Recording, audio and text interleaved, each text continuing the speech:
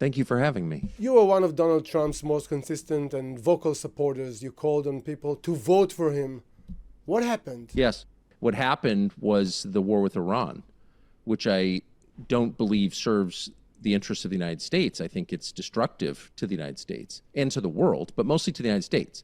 I'm an American. That's what I care about. And that's something he promised he wouldn't do.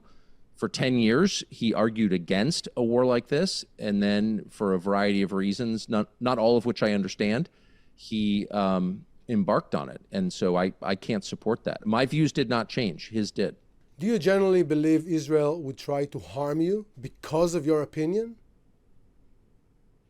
Do I believe Israel would try to harm me? Yes. I mean, of course, I don't know. I hope not. I don't want to be harmed. Yeah. But my main interest is not Israel. I'm not just asking you. You were implied to that when you spoke about your coming to Israel. Let's see that for a second. And I said to them, okay, I want to send you the flight information, and I want you to pass that on to the Israeli military just so, they don't mistake us for an Iranian drone or something. I mean, not to be paranoid, but again, this is probably the most violent country in the world, Israel. That was Tucker Carlson, former MAGA Trump supporter, podcaster with a reach into the tens of millions of listeners every month. A populist who has been enormously successful by any measure, and who also courts controversy, and for good reason. The clip that you just watched is from an interview with top Israeli news anchor, Channel 13's Udi Segal, which aired earlier this week. That's what we get into today on State of Tel Aviv and Beyond. Why did Udi Segal choose to interview Tucker Carlson? And what transpired in that exchange? I've long been troubled by giving oxygen to people like Tucker Carlson, Piers Morgan, many others, people who frankly seem to get off on platforming extremists and fancy themselves free speech, intellectual truth seekers. Are they? So today we speak with Udi Segal. We talk about why he felt the interview was important to do, why it was necessary, what went well, less well, and if he could do it again, what he might ask. This is a very candid exchange about the calculation that every journalist must make when engaging with a complex figure like Tucker Carlson. I'm Vivian Berkovich, former Canadian ambassador to Israel. Let's do this. Okay, spontaneous kind of realization. State of Tel Aviv was launched almost exactly 4 years ago to the day, May 17th, 2022. We went live. And we went live with two pieces. The feature piece was by none other than Udi Segal. And it was about the alliance at the time between Yair Lapid and Naftali Bennett in an effort to replace the Netanyahu government. The story was called Brothers in Arms. We put the link into the show notes. And it was completely, totally unplanned, serendipitous that I circled back to Udi exactly 4 years later to do this podcast. So I didn't even realize that, Udi, if you're listening, when we did our interview, I thought that was a fun little thing to share at the top. And you can see, of course, as I'm sharing this little vignette with you, the cover image, a magnificent painting done by an Israeli artist who has since become a friend. And that artist is Yoram Gal. I'll also put his website link in the show notes. His work is just magnificent, and it's a wonderful story how I found him to do this painting for us. Okay, some brief housekeeping matters. The interview with Udi Segal and Tucker Carlson aired on Israel's Channel 13 on Tuesday, May 19th. I thought it was important right away, and I reached out to Udi shortly after. We recorded our discussion the following morning, Wednesday, May 20th. I had intended to drop this podcast on the following day, Thursday, but then stuff happened. Among many important things that happened was that on Thursday, Tucker devoted his show to the topic of Israel and Jewish control of America. I mean, he sort of couched it in far less overt terms, but that's what he was saying. That's what he's a master at doing. And he suggested strongly that Israel and the Jews also control the White House or exercise undue influence at best. That podcast was long, dense, and aired on Thursday, May 21st. And I just felt it was really important to study it carefully and include material from that. So that's when my podcast became longer, more intense, and here we go. Let's get to it. So wonderful to see you. It's been a while. Udi Segel, good morning. Hi, Vivian. Good to see you too. Thank you very much. Thank you so much for making time to speak to me, speak to State of Tel Aviv and beyond listeners on something I think is a really, really interesting topic. Sure grabbed me. And aside from, this very busy life you have, father of 4 kids, we're just catching up on all that, the primary anchor of one of Israel's major news television shows, and a bunch of other stuff. We're here to talk today about an interview you did with Tucker Carlson. And I spent a lot of time yesterday watching it carefully. And I really want to talk to you about it because it's a fascinating exchange. We're going to put the link to the whole episode in the podcast, the show notes, so that anyone who wants to watch it in full can. Of course, it's in English. And for those of you who prefer Hebrew, there are Hebrew subtitles. Great. So, Udi, let's start with why. Why did you want to? Why did you think it was obviously important to interview Tucker Carlson? The short answer, as journalist, I will tell you why not.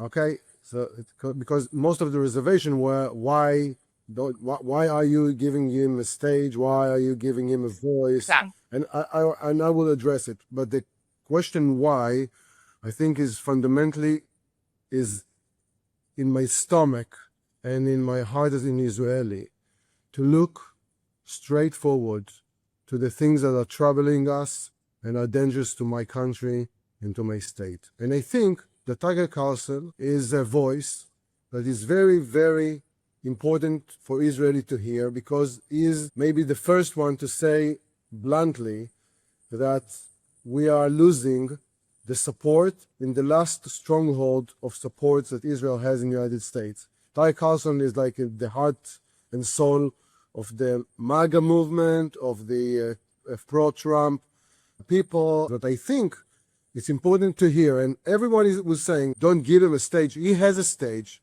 He's reaching his podcast for 30, 40 million people a month. He doesn't need Channel 13 in Israel. But I think that we Israeli needs to hear is troubling and annoying and sometimes wrong and sometimes upsetting argument that he has against the state of Israel, even though he's a populist and he is blunt and he is annoying. And he is. I tend to think that platforming people like Tucker Carlson, going on to shows like Piers Morgan's Uncensored, is ill-advised.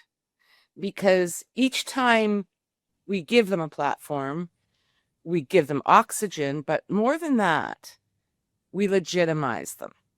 And I use we loosely. I'm not saying Udi Segel, as you say. The state of Israel and being on your channel is not going to make or break Tucker's career or influence.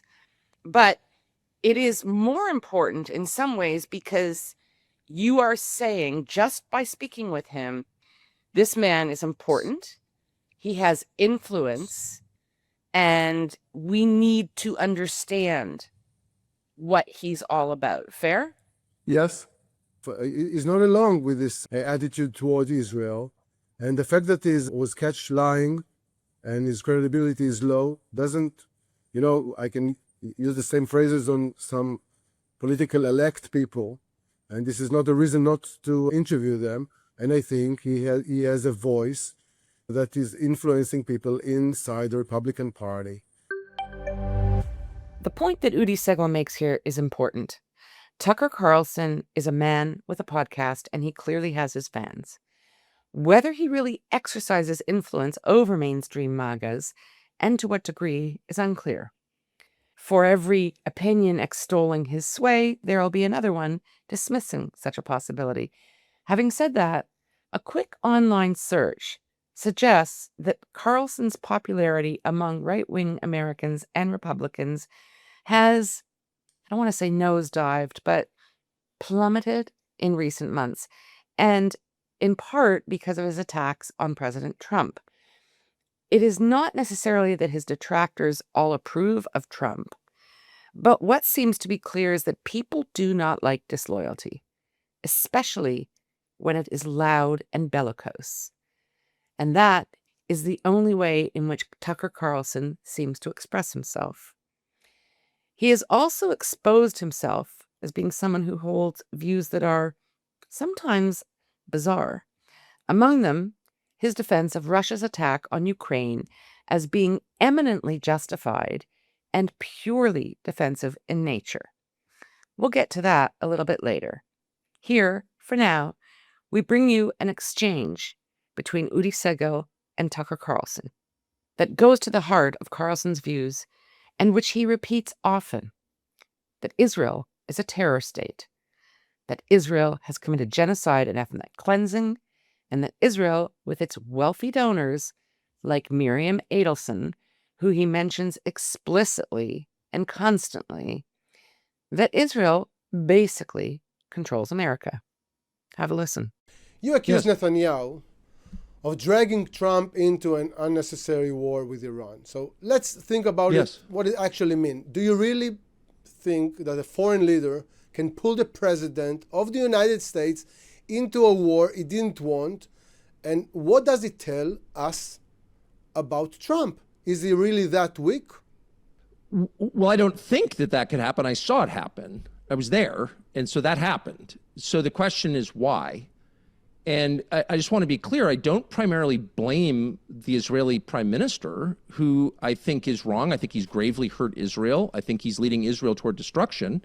I think he's a very bad leader and a very unwise leader. However, I also believe that Prime Minister Netanyahu is acting in what he thinks is his nation's best interest. So I give him credit for that and always have.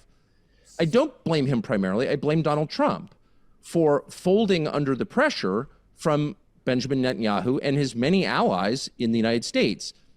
Donors to Donald Trump, people in the media class here, were effectively working on behalf of the Israeli government, and Donald Trump, whose decision it was, caved under that pressure. But on February 28th, the United States followed Israel into this war. And the Secretary of State of the United States said, we had no choice. They chose the time. The Israeli prime minister decided when this started. Well, that's the definition of control. He had control of this war. And so my question is, why did Donald Trump allow a nation of 9 million people to pull the United States, a nation of 350 million people, into a war that will change its future and that is bad for the United States? And I can't answer that question. You can't answer. I don't have an answer. What you're implying that Donald Trump is so weak that a foreign leader can drag him into a war he doesn't want. I think is exemplifying something that we need to understand, Israelis. Because we think, and this is exactly the lesson we need to learn from October 7th. Before October 7th, people said the same thing on Israel media. Why you show or don't show the fire balloons that Hamas was throwing into the fields where you live right now, near the western Negev in Israel, right beside the border with Gaza. When you show it on television, it's give Hamas the legitimacy that is hurting us. Don't show it. And why do you show them bragging with their Toyota pickups when they like conquering Israel? You give them the oxygen, the same word that you used, Vivian, and legitimacy that they are really threatening us. And we didn't show it enough before October 7th, and then we were surprised. But, well, it was not only our surprise, it was the intelligence, it was the military failure, it was the strategic failure, it was Benjamin Netanyahu's failure, big failure. He can't run away from it. But I think my lesson and our lesson as the media is to hear everyone, not because we like them I'm not thinking of myself, and even on my channel. I didn't think that in my interview with Tucker Carlson, I legitimize him. Before I started the interview, I told my audience, who is Tucker Carlson? I show him exactly in his full color. And in the interview itself, I didn't just listen to his lies. I tackled him a few times. I made him back off of his accusing of genocide, Israel genocide in Gaza. He said it differently, but we heard something that we're not hearing day to day about what people think about us in Israel. And about us is, I mean, about Israelis and about the state of Israel and about the government of Israel. But it's important because what we are getting from our leadership now is we're fine. We have Donald Trump on our side. We're doing great. Everyone's love us. We are at our highest in the United States. And when something will happen, and there are trends in the United States and in the Western world and in Europe and also in Canada, as you know better than me, that we need to hear, even if we don't like the sounds. And even if it's giving some legitimacy to Tucker Carlson. And I have to tell you, he's only a media guy that speaks sometimes baloney and speaks sometimes mixing facts with non-facts and with lies, but it's not that bad. I interviewed people that did far more bad things that he ever done. We are interviewing murderers. We're interviewing people that are corrupted. We're interviewing leaders that are against Israel. He's only a media guy. Yeah. Okay. I'm convinced. I mean, I'm torn. And obviously, here I am, kind of, second degree interviewing you, the guy who interviewed him, right? So arguably, I'm doing exactly what I'm saying I'm not comfortable with, which is amplifying even more, second degree.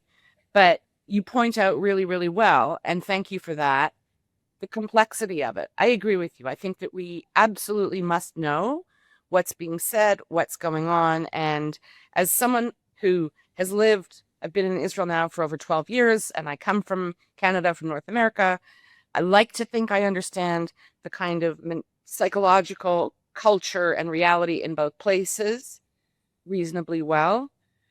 But I don't think that there is a good understanding here of that kind of anti-Semitism with a smile, the very polite anti-Semitism.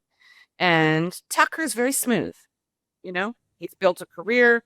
He's a smooth talker. He's just not that disciplined, in my view, in his delivery. And he's rarely challenged because he always controls his platform. So let's focus on a few issues that I think are really important. But overall, let me ask you this. What did you want to accomplish in that interview? You wanted to show Israelis what is being said by someone influential in the media, right? You wanted them to really hear it from the horse's mouth, so to speak. Do you feel it was an effective, successful interview? When you finished it, what did you think?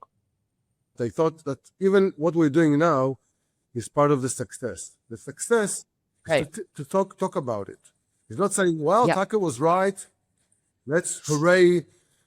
No, it was, okay, we heard him. Let's ask ourselves, do we have good answer to his question? The answer is yes. But it's not my position as a journalist that interview people to give them answers. I'm not political elect.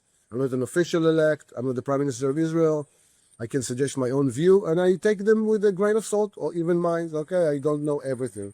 And he, of course, doesn't know. And I think sometimes when he knows, it is manipulating view. And I thought that the fact that I was asking him a question and made him sometimes sweat a little bit, and a little bit, I don't know, kind of defensive, this was part of the success. But the main success was that people are speaking about it and asking themselves, who is Tucker Carlson? Who is he stands for? What is his voice meaning? I want to pause here to reinforce the point that Udi Segal is making, that the value in platforming Tucker Carlson is reflected in the discussion that the show generates. It is important for us to self-reflect and question, harshly and candidly. On Wednesday, the day after the interview with Udi Segal and Tucker Carlson aired on Channel 13, the White House issued a statement, which was kind of unusual. It accused Tucker Carlson of spreading fake news when he said that Prime Minister Benjamin Netanyahu had dragged the U.S. into the war with Iran.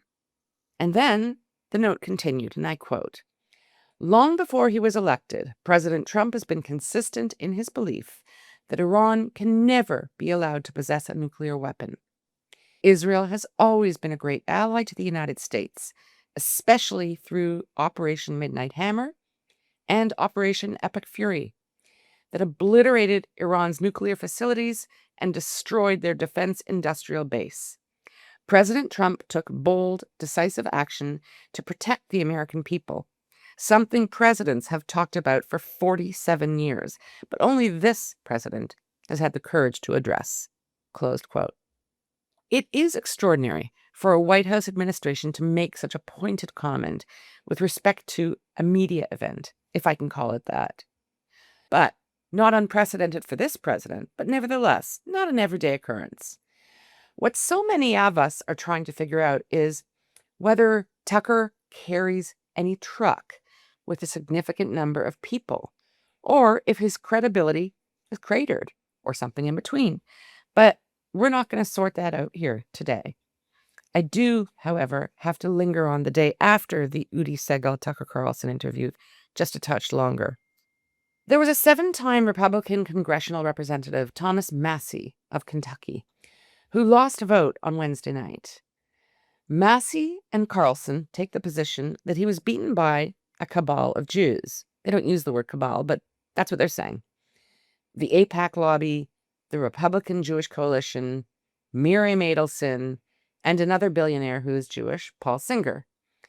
Massie says it is clear that they were determined to take him down.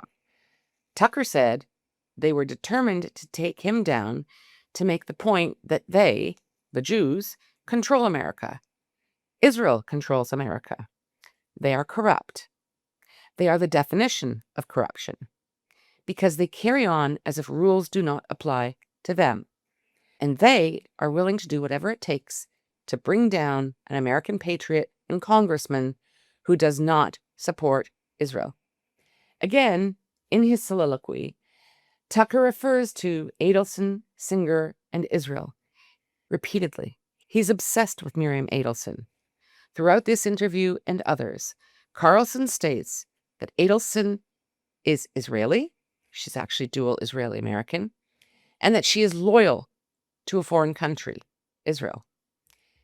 He alleges that they will do whatever it takes to win, whatever it takes. And when he says win, he means to ensure that the interests of Israel prevail over America's in the White House. This is exactly why Udi Segal interviewed Tucker Carlson, so that Israelis would at least be aware of who he is and what he has to say. And I'm betting that you, dear listeners, have not heard much of Tucker. Frankly, I don't make a point of immersing myself in his podcast rants either. So I've decided to play for you a 4-minute clip. It's kind of hard to believe that tens of millions of Americans hang on to this guy's every word. But rest assured, I'm sparing you a lot of anguish because I've listened to hours of him. You just do 4 minutes.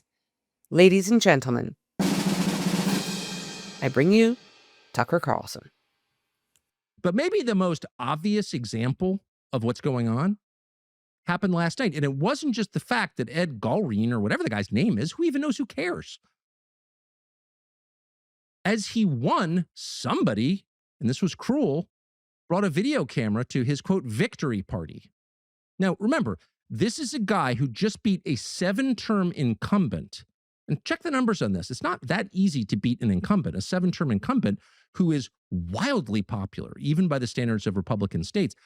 Thomas Massie wasn't just popular, he was wildly popular in his district, and the election results over the past 7 terms prove that. Look him up. So this guy, Ed, whatever his name is, just wins, and his one campaign promise is to draft your son and send him to Iran, but he wins anyway. How did he win? Well, obviously people were just so thrilled by the idea of a draft that they just lifted Ed Galreen onto their shoulders and carried him across the finish line. And then they all streamed into the victory hall for beers and high fives and maybe some brats. You imagine that must have happened. People woke up one morning and realized Their congressman, who we thought was honest and principled and decent, a family man whose 4 children love him, who built his own home, who's the embodiment of the America you thought you lived in, this independent, has self-respect and reverence for God and nature. That's what you thought of him. And you realize, no, he's like a liberal who's actually being supported by the jihadis, who's like some kind of sex criminal, because that's what they told you. We need Ed Galroon, the draft guy. And we're thrilled he got it. Well, let's take a look. Let's take a peek at what Election HQ last night at Ed's victory party actually looked like.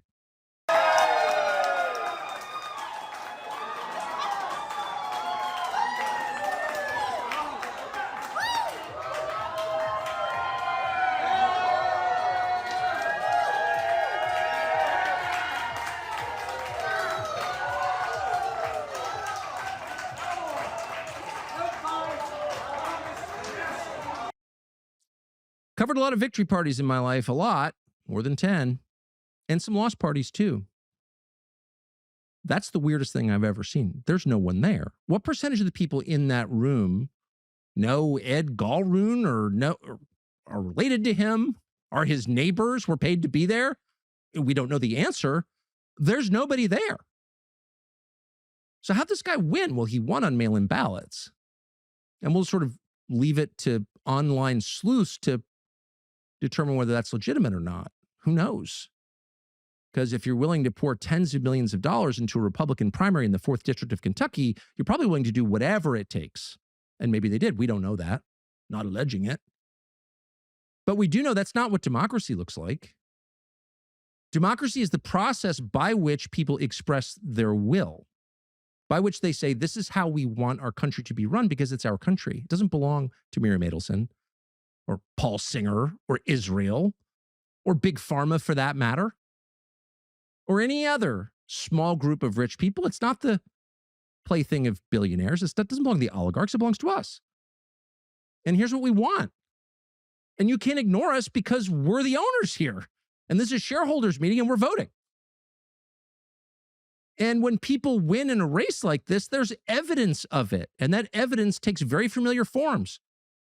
Enthusiasm, joy, and just sheer numbers. Like people show up, they can't believe it. We beat the evil Thomas Massey with his jihadi backers. This is a blow against Islamic Jihad, whatever that is. Islamic Jihad, which along with Hamas is one of the big problems in the 4th District of Kentucky. They've been very, very concerned about Islamic Jihad and Hamas and Hezbollah for a long time in Covington. But anyway, there was no such display.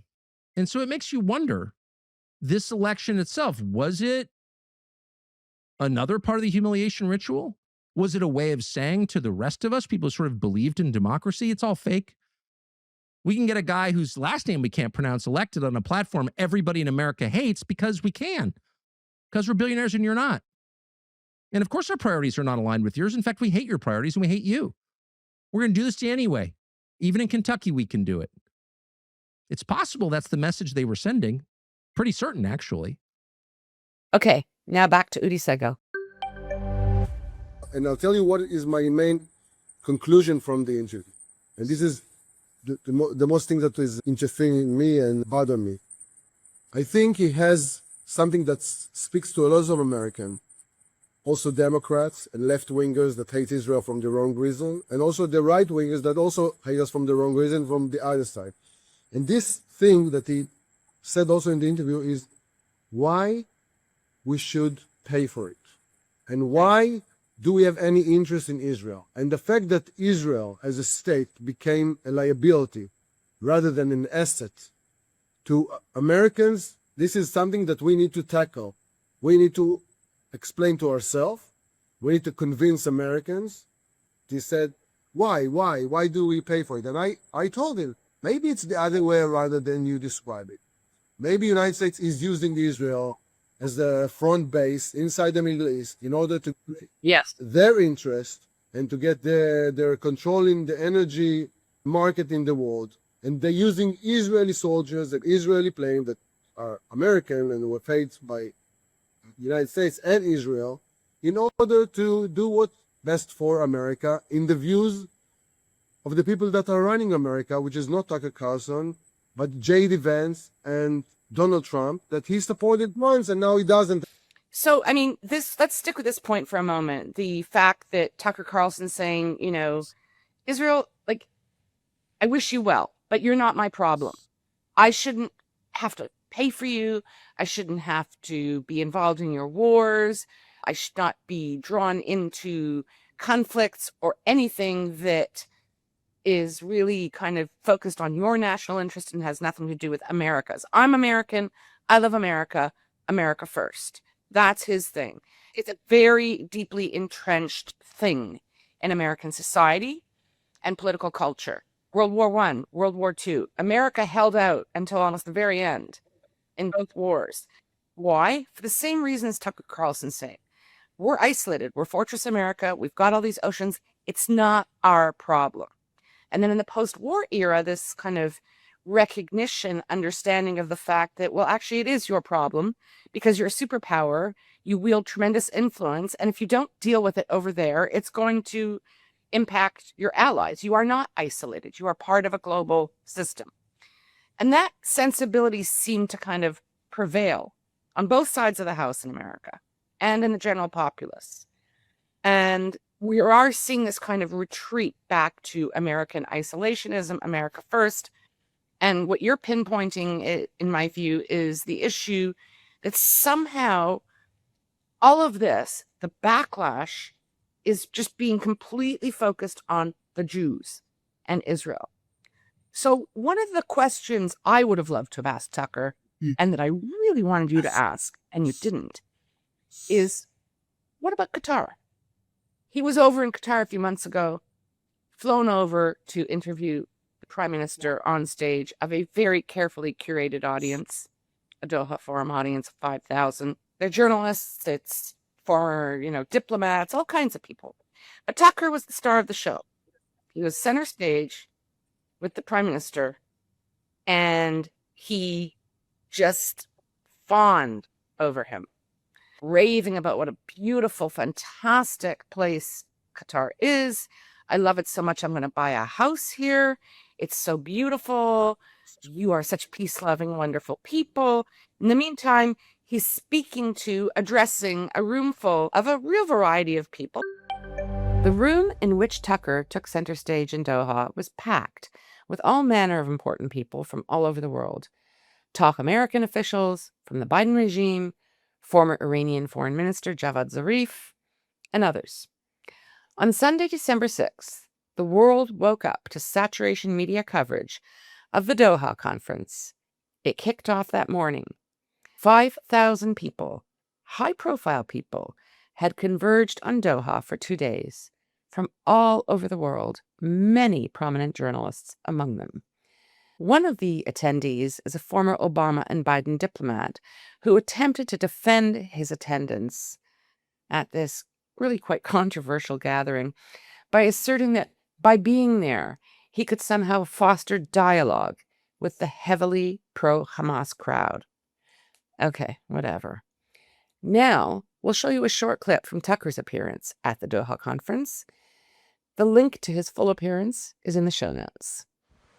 So last question. I've been personally, not to make it about me, but I have been criticized as being a tool of Qatar. And I just want to say what you already know, which is I've never taken anything from your country and don't plan to.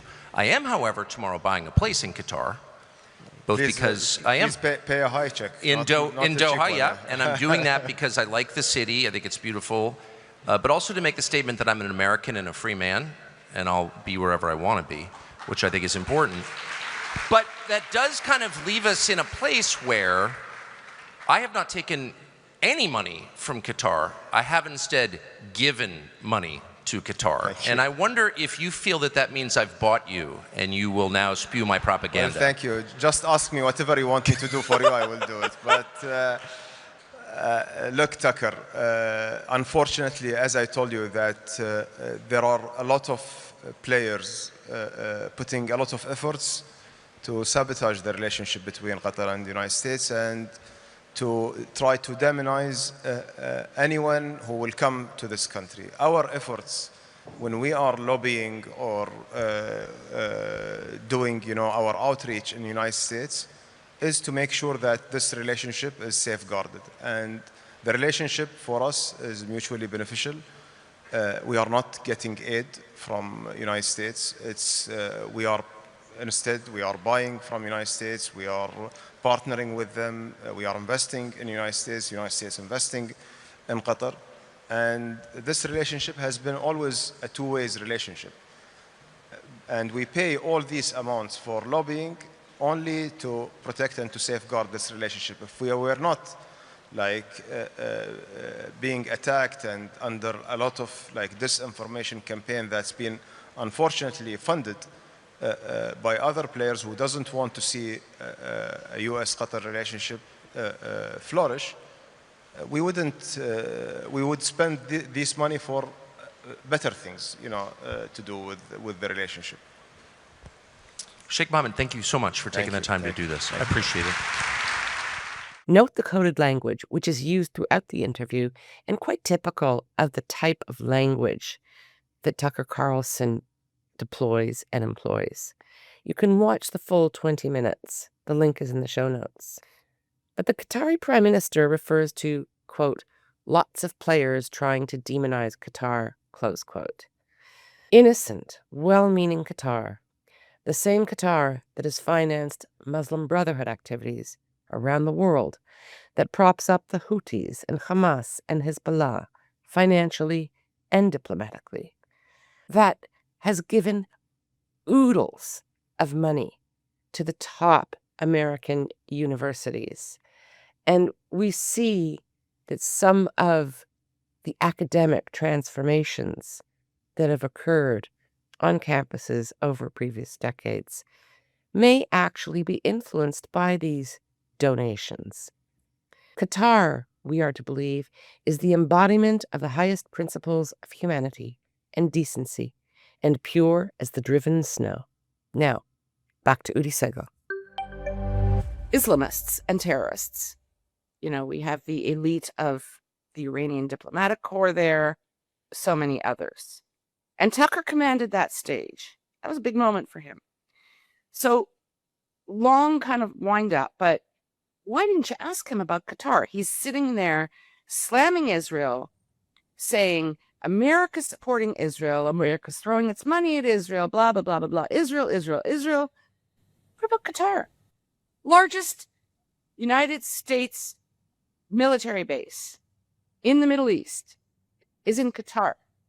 And it's there for one purpose. It's to give America, to give America a kind of forward base in the Middle East and to defend Qatar, which we've seen over the last few years. So you clearly chose not to ask him about Qatar. Why? No, I think you're right. I think I should have asked him about Qatar. It was, I had 45 minutes, which is a long time, and I asked him for a lot of things. And it was on my list, but time is running out. And I have to tell you, there's a special sport that I have also with myself, what I didn't ask.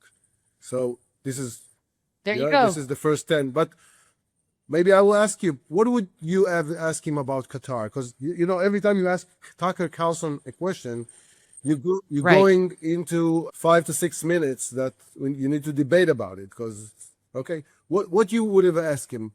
Why is he a hypocrite? Why is okay? No, I wouldn't have asked him in a judgmental way. I would have said something like this. Now that you've invited me to ask the question, I hear your criticism of Israel, and it's based on fundamentally America first. This is not our war. Retreat. I would have said something to the effect that it's very much an isolationist kind of ideology and approach. Fine. That's been around for a long time. But you seem to be applying this approach selectively. And let me give you one example. Qatar. You appeared recently in Qatar. You held center stage. You had an audience with the Prime Minister before 5,000 people from around the world who are influential. And you did not utter the slightest critique or criticism of anything with respect to Qatar. Qatar hosts this military base. You didn't challenge that. America pours a lot of money into that military base. you didn't challenge that. Qatar is a country of something like 300,000 citizens and a few million guests. And these guests have no rights, legally, civically, in any way. Qatar is the main financier and diplomatic and other support for Hamas, which you say you don't like, Hezbollah, which you say you don't like, and the Houthis, which you say you don't like.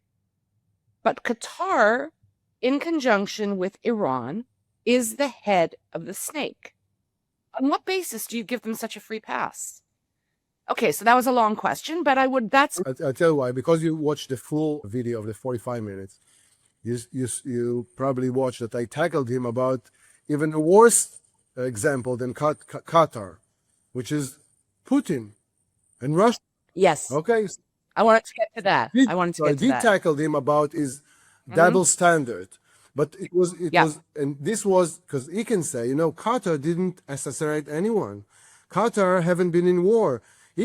He has, I understand his methods, and his methods are a populist, demagogic way of turning things around.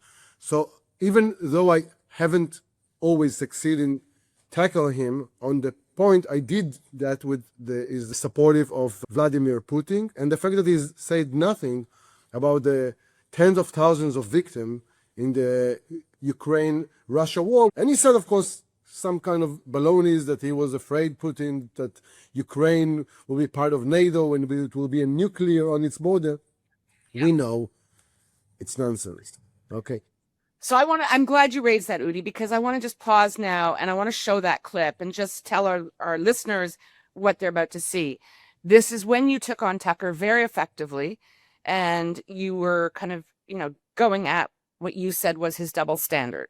You're kind of constantly jumping on Israel, but hey, what about Putin? You called him a friend. You said, I didn't call him a friend. I don't know. I don't care. But he said that war was justified. Why was it justified? As you just indicated, because Kamala Harris and Biden had spoken with Zelensky. They had said, we're going to bring you into the bear hug. We want you in NATO. You're going to come into NATO.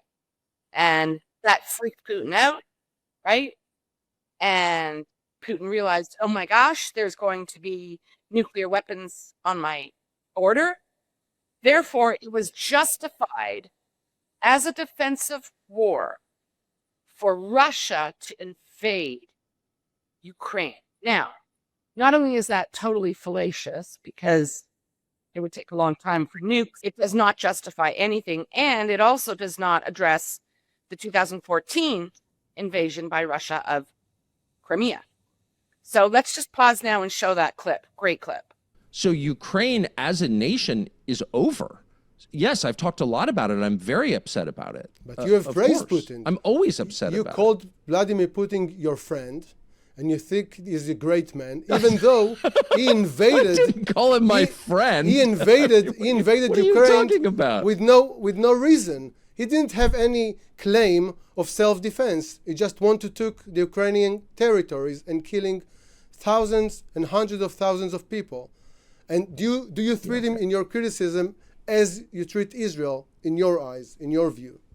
I don't even know how to respond to a question like that. He invaded Ukraine for no reason? What do people start wars for no reason? Do you believe that?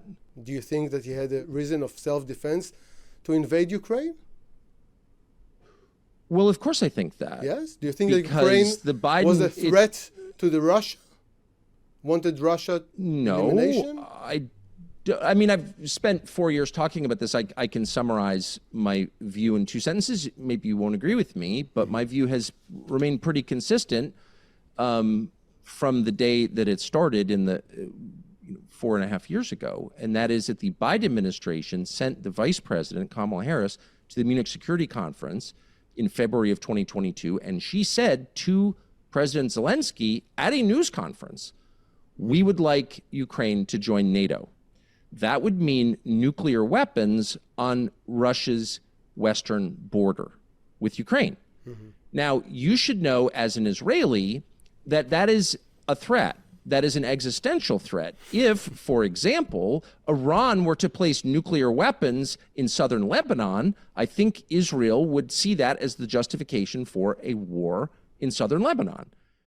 That, again, is classic Tucker Carlson. We get the cringy laugh, we get the manipulation of facts, and we get the most bizarre justification that I've heard of Russia's attack on Ukraine. Really? Justified for self-defense? Never mind Russia's 2014 occupation of Crimea. That too, I suppose, was justified for self-defense. They invaded because it was there and because they said it was theirs. Okay, let's move on. I want to move on just, Udi, to a couple of other issues that I thought really certainly impacted me as I was watching it. I want you to know I spent far too much time last night. I'm so Over sorry. I this. really apologize that I gave you so much Tucker Carlson time. It was really interesting. And then from there, I moved on, to my light bedtime reading. And you know, I'm this is the going answer to- for your question. It was interesting. This is what we do in the news. I have to tell you that. Okay, we are not the officers of good vibes in Israel, and we're not the voice of the government. We're not threatening Yep. ourselves or the government or other states. We need to make it interesting and worth a while and to create discussion. And we are not repairing the situation, but we need to at least reflect it with fairness. And I think that's what we did. Maybe I'm wrong, and I'm always open to hear if I was wrong also. You did a great job. I think you did a great job. And that's why we're sitting here talking about it. And just to make you feel better, in case you're concerned that I kind of, was like all zenned out after watching it. I wasn't. I was worked up, and you got me thinking a lot, which is why we're doing this today. And again, appreciate you doing this on such short notice. There was the issue of why America found itself in this war on February 28th. Now, Tucker conveniently didn't address June, the first time that the U.S. went in and bombed Iran and knocked out a lot of its nuclear kind of resources. But Feb 28th, we were very focused on this second war. And he said, it's not about America. Again, like a broken record. Why am I paying for it? It has nothing to do with America. But here's why America is in the war, Tucker said. And he repeatedly said, and this is a fact. And what's the fact? He presented as fact that all of Trump's intelligence advice and military advice was against participating in the war with Iran. Now, number one, Tucker doesn't have clearance. Okay? So if he does actually have that information, that's a much more serious issue that I'll leave to the American officials to deal with. Okay? But Tucker says it's a fact. I know it.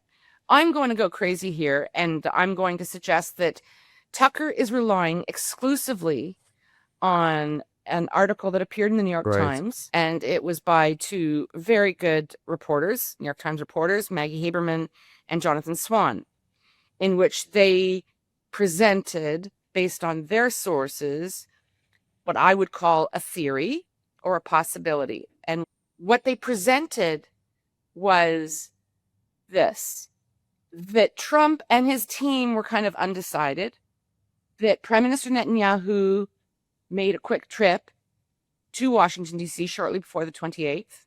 They were in the Situation Room, that Netanyahu and other top officials were with him, that David Barnea and others were on the screen behind.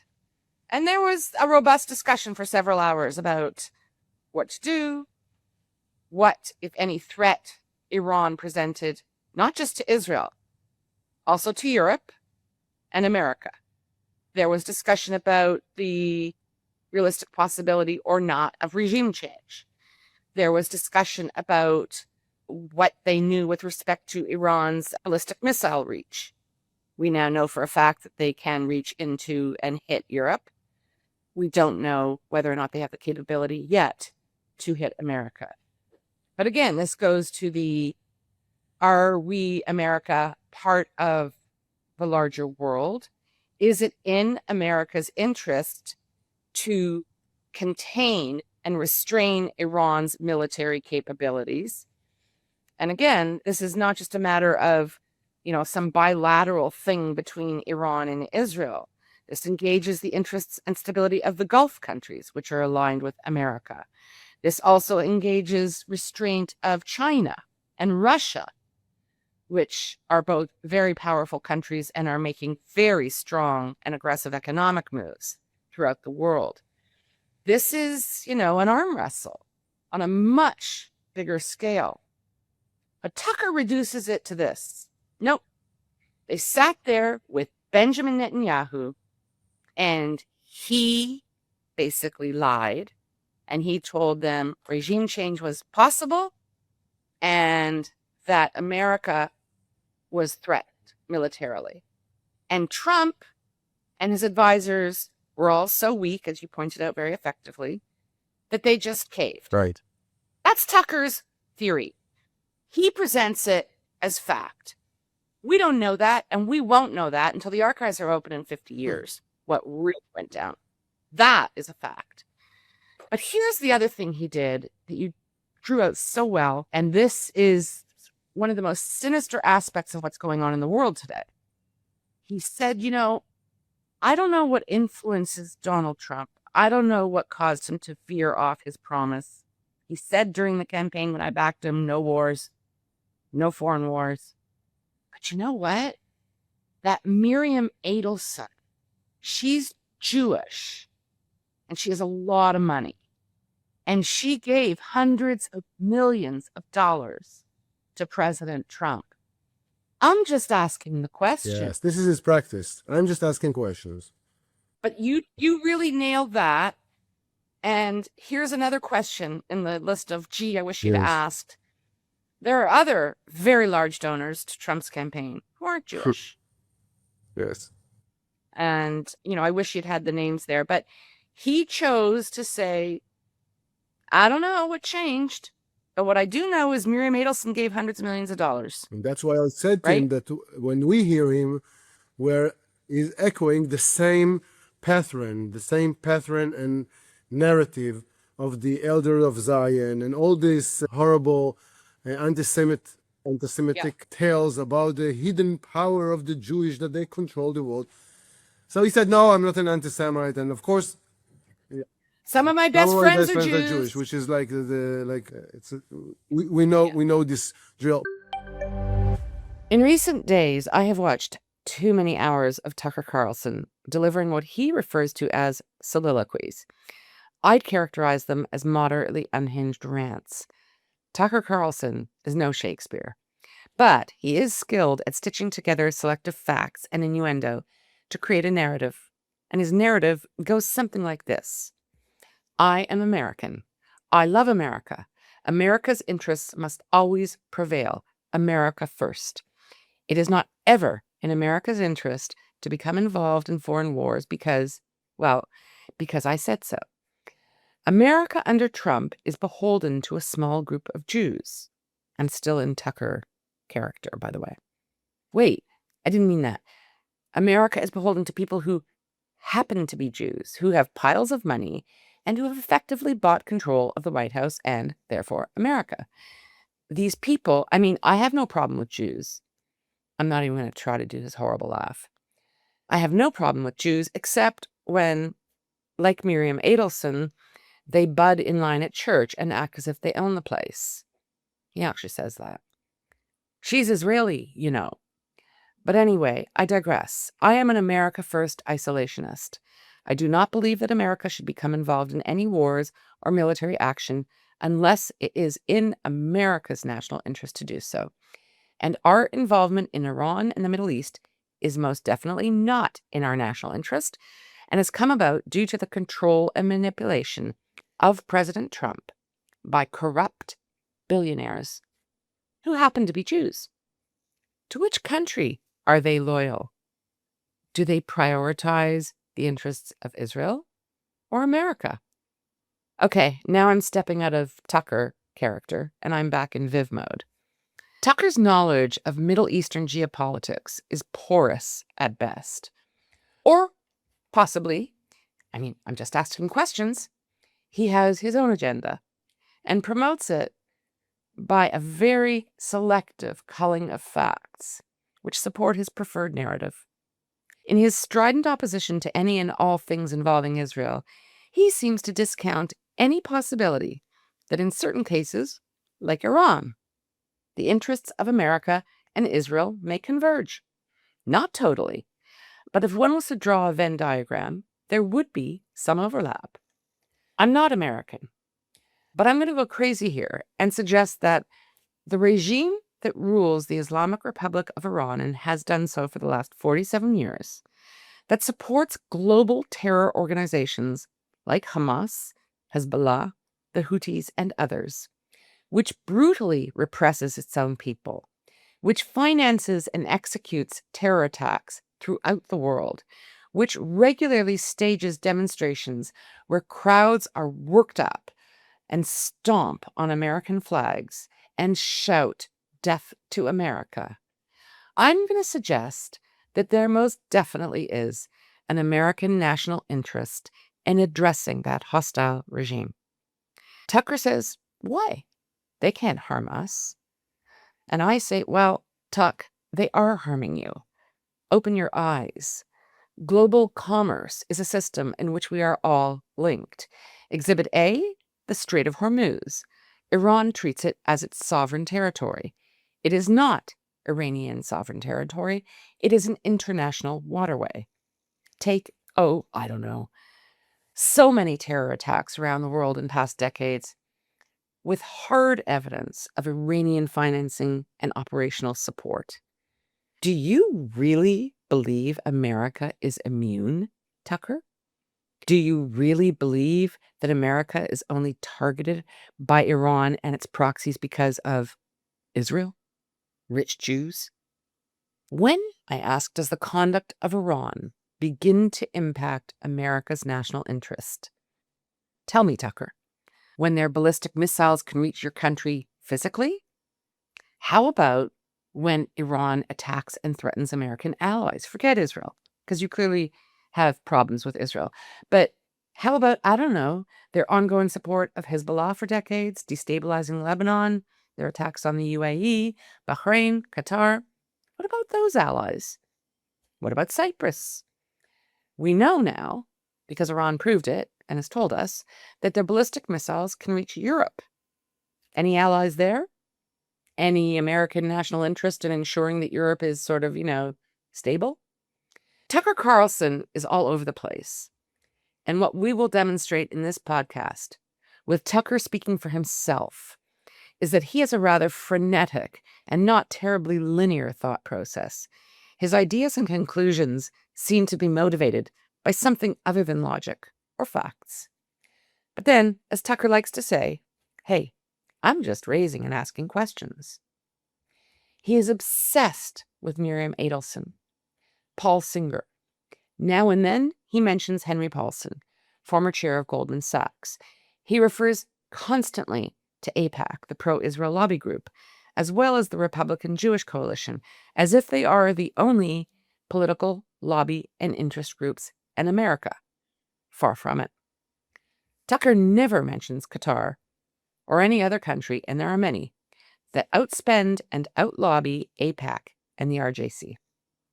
Fact, as Tucker likes to say. There is nothing subtle about his message.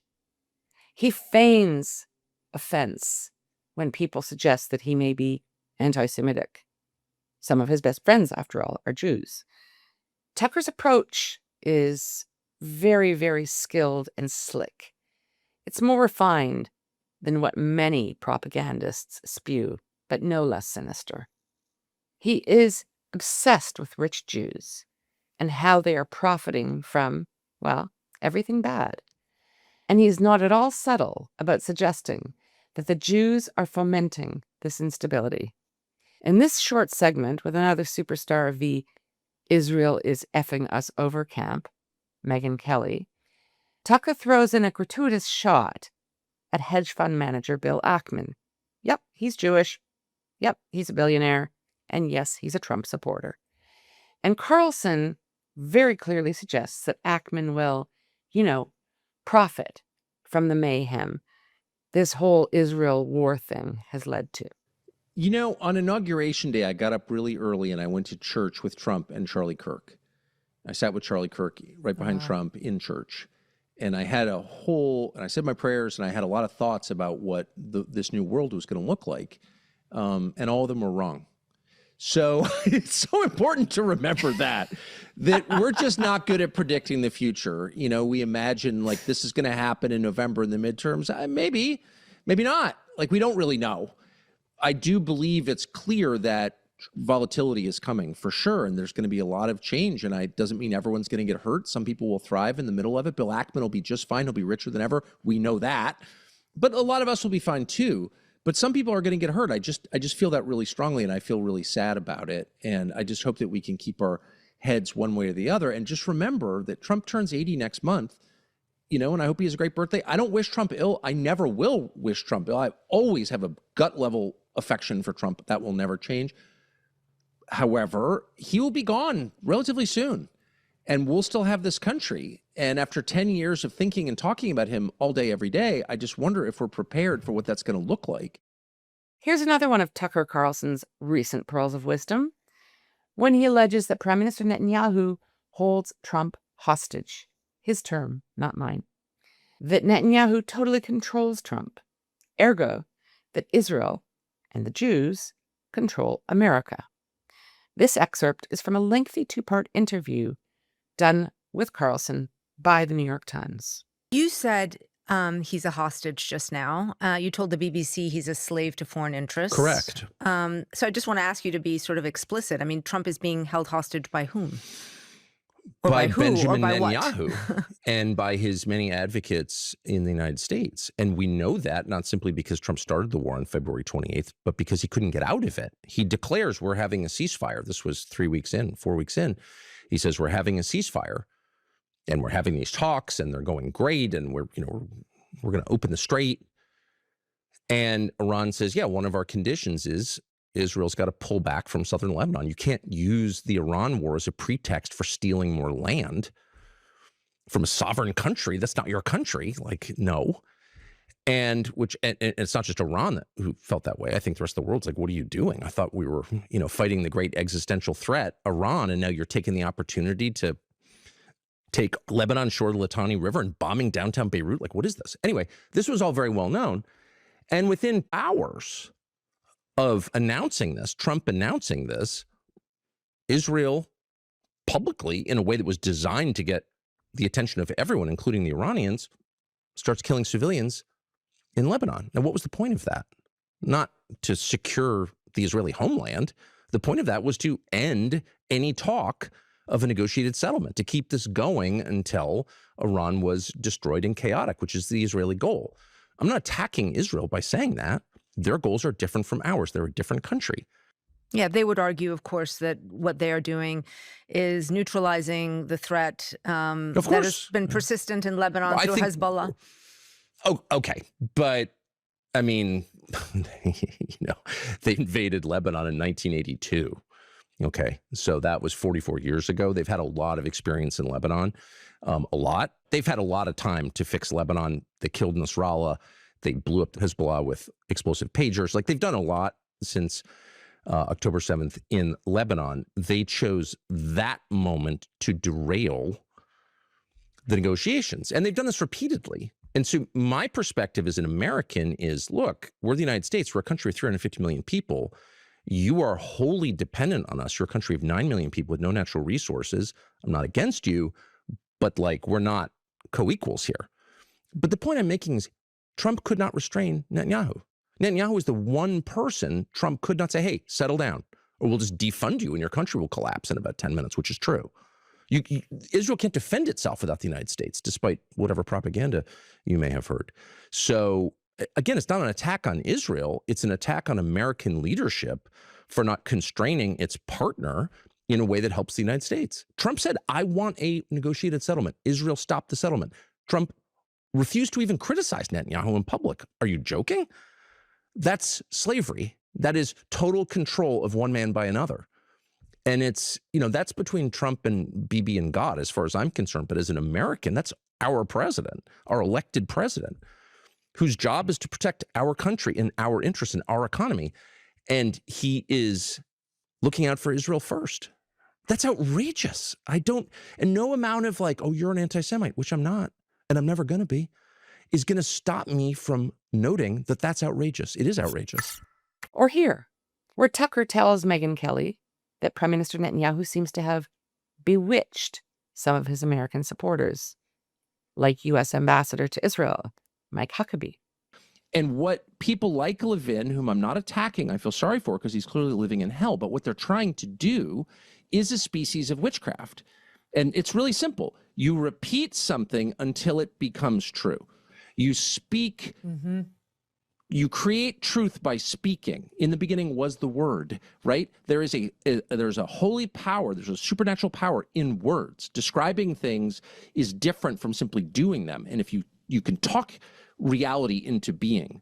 This is what an incantation is. It's what a spell is. It's not like spooky, like crazy stuff. It's the lived reality of every person. Say it and it becomes true. And that's exactly what they're trying to do. Shills like Pompeo who are getting paid from who knows how many different groups to lie to you and coming across as some sort of moral voice, or poor Mike Huckabee, guys like that who are just like under some spell.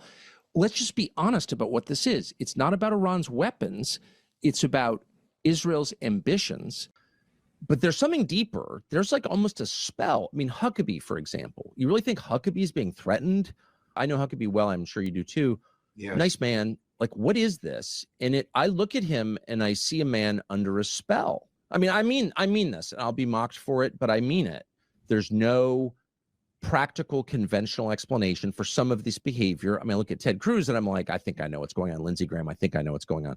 But Mike Huckabee, I think he is under a spell. He is not thinking clearly at all. And so when Mike Huckabee says, and I think Mike Huckabee likes America or did, but when he stands up and says, God will destroy our country if we don't support Bibi, it's like, how could someone ever say something like that?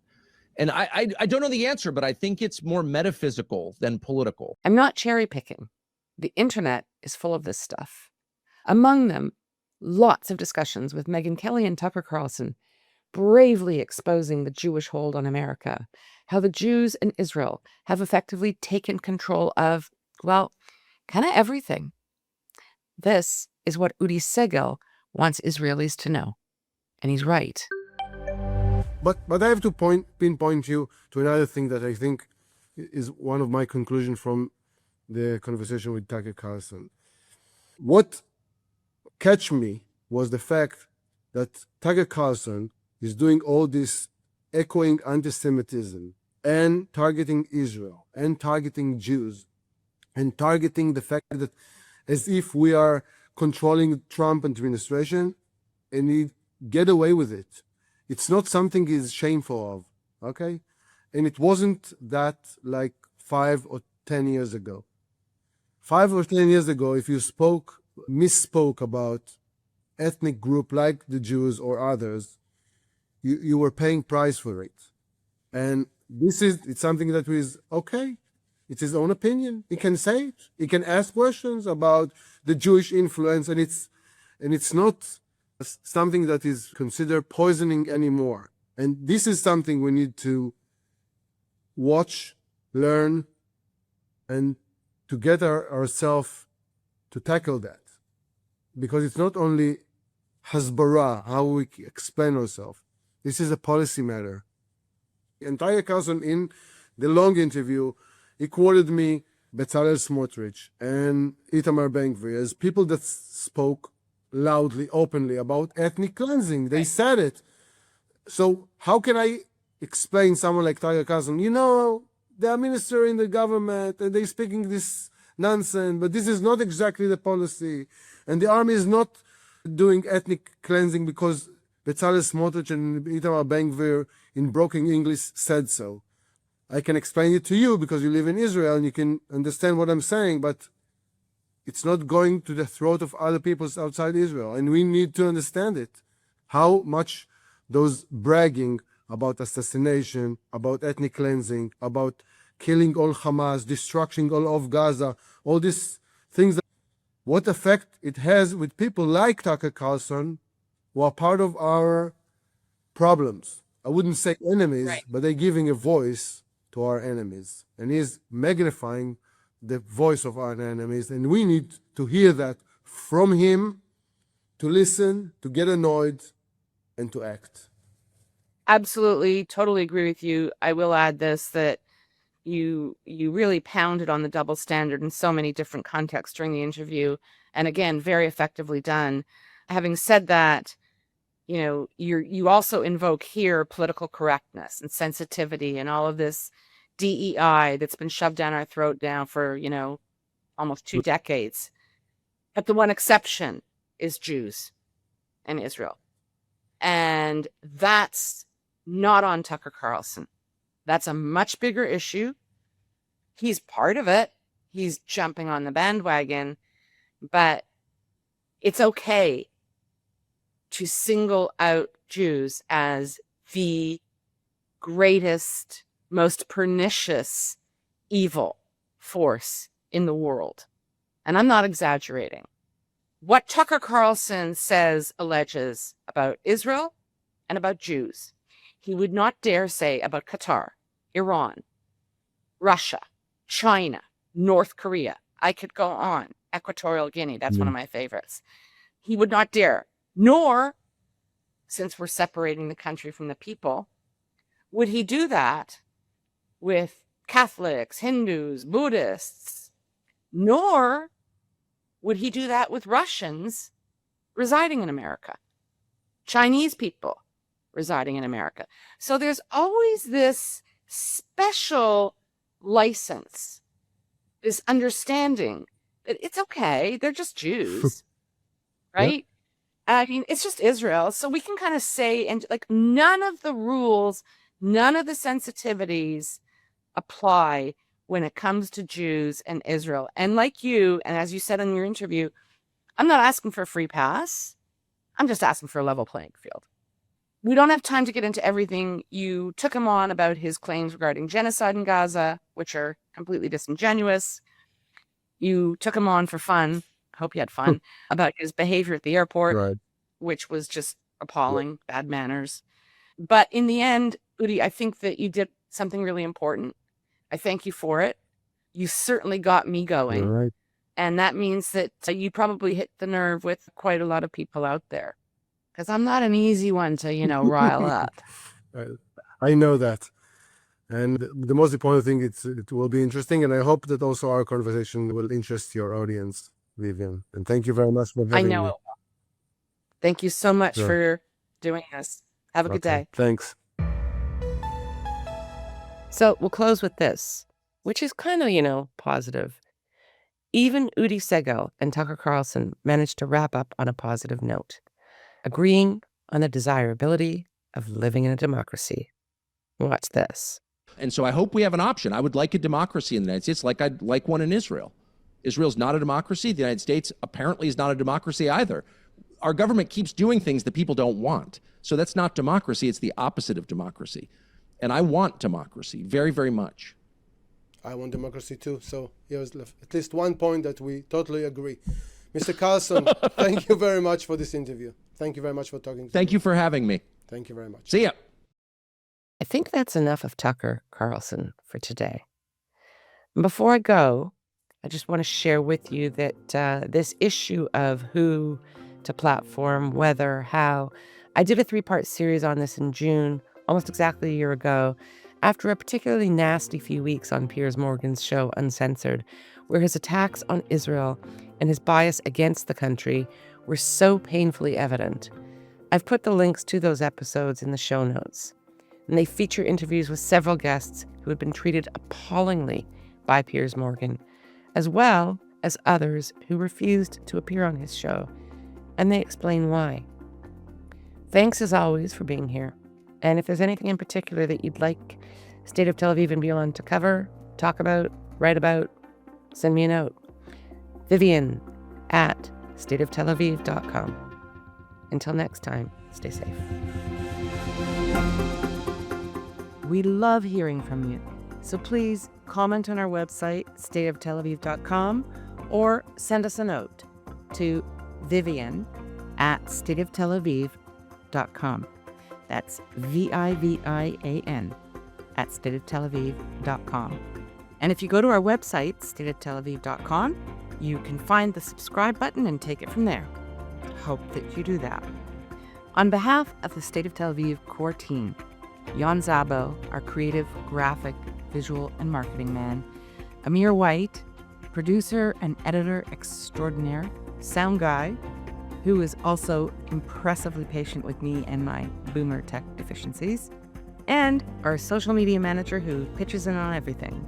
Thank you, Maya Naftalin. Thanks to the team, and thank you, listeners, for being here. Until next time, stay safe.